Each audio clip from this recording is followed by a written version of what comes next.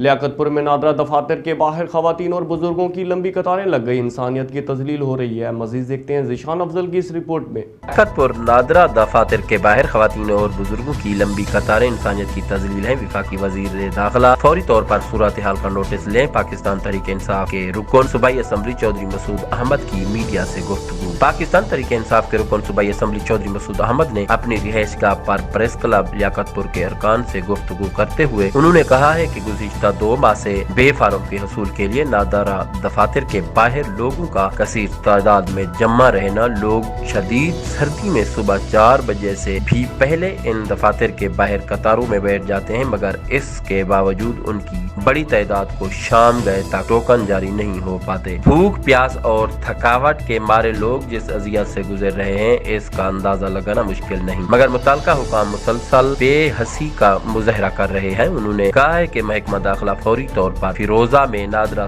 Centre, لیاقتپور میں اضافی counter قائم کرے، یہاں موبائل وین فراہم کی جائیں، جبکہ موجودہ نادرہ سینٹر میں شام کی شفٹ بھی شروع کی جائے۔ انہوں نے کہا ہے کہ خواتین اور مردوں کی سہولت کے لیے وہ اپنے وسائل سے دفاتر نادرہ کے باہر بیت الخلاء اور پینے کے پانی اور سائے کا انتظام کرنے کی کوشش کر رہے ہیں۔ چودھری مسعود احمد نے کہا ہے کہ کورونا کی خطرناک صورتحال کے باوجود SOPs کا خیال نہیں رکھا جا رہا۔ انہوں نے بے فارم کی پابندی کے حوالے سے صوبائی وزیر تعلیم سے بھی بات کی ہے کہ اس پابندی کو ریلیکس کیا جائے تاکہ نادرہ سینٹروں کے باہر انسانیت کی تذلیل و تضحیک بند ہو سکے۔ محمد افضل، ذیشان، فراز نیوز، لیاقتپور۔